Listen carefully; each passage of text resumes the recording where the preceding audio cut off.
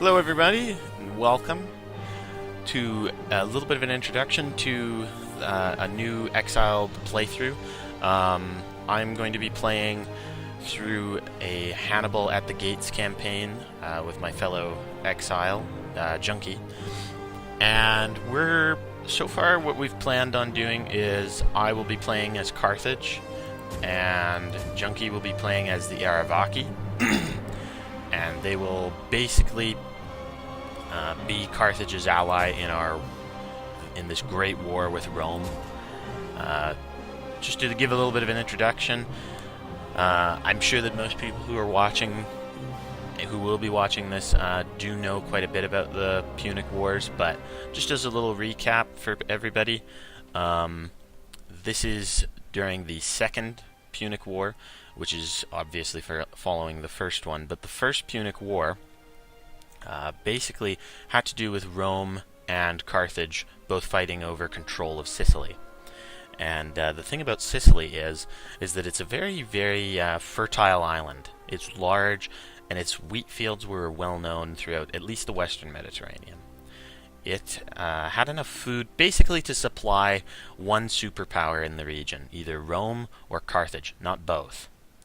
So the entire First Punic War is really about food. It's who is going to be able to get this bountiful harvest out of Sicily.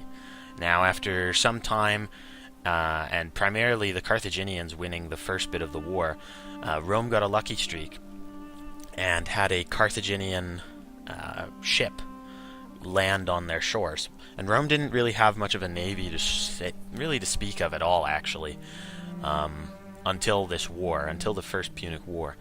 And essentially what the Romans did is they reverse engineered a Carthaginian warship and basically built hundreds of their own. Now, they were pretty bad at naval combat when they first made these ships. They had very little experience. Most of them are, quite honestly, farmers and hillmen. So once they finally, though, they ended up beating the Carthaginians mostly because mass production, really.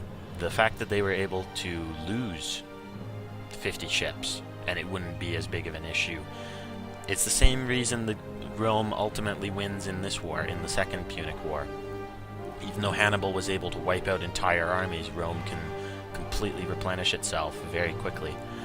But anyway, Hannibal Barca's father, Hamilcar Barca, was a really impressive general. He essentially, it's not unlike the Germans in the Second World War when this comes around. They feel betrayed because they won on one front, just like Hamilcar Barca. He won in Sicily. The Romans didn't really do well in Sicily, not on land. At sea they did fantastically, but so Hamilcar was eventually forced to surrender. But essentially Hamilcar carried that hatred of Rome. And Hamilcar made sure that his sons had that installed, both Hannibal, Mago, and what's his other brother? I can't remember. But anyway, the point is that this entire campaign is following primarily Hannibal Barca, and I would assume that Rome is going to have a lot with Scipio.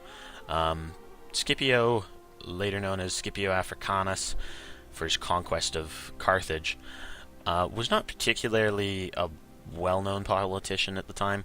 He was fairly well off, came from a fairly old family, I believe the Cornelii, the House of Cornelia, yeah.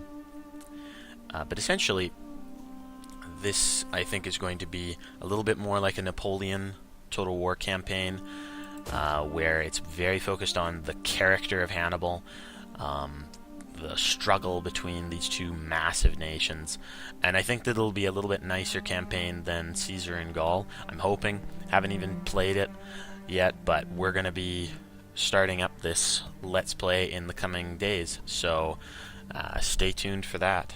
Anyway, guys, till then, have a good day, and enjoy your time watching these videos.